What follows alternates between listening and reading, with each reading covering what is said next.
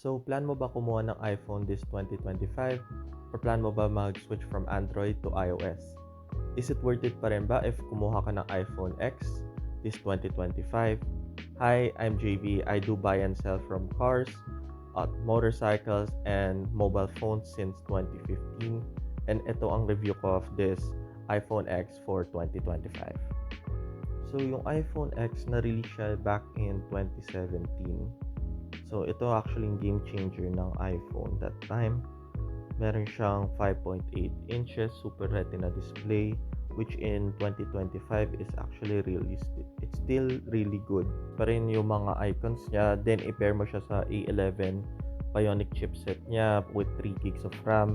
Actually, for day-to-day uses, wala kang magiging problem eh. If you're just gonna use it for like social media or YouTube or quick browsing, wala kang magiging problem in day-to-day usage.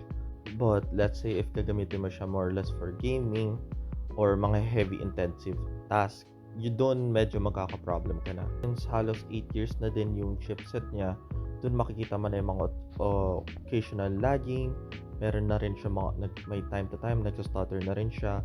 Mas lalo na kung maglalaro ka ng heavy intensive games.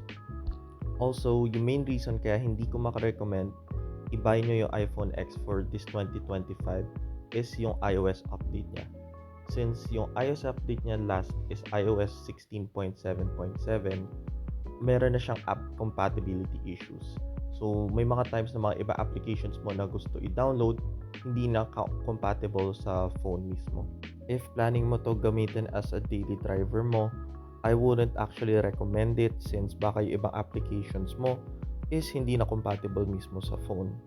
I think it's much better if you could get a better na iPhone 11 or iPhone XS. At least makaka-receive pa sila ng iOS 18, which could still be good sa mga 2 to 3 years of usage.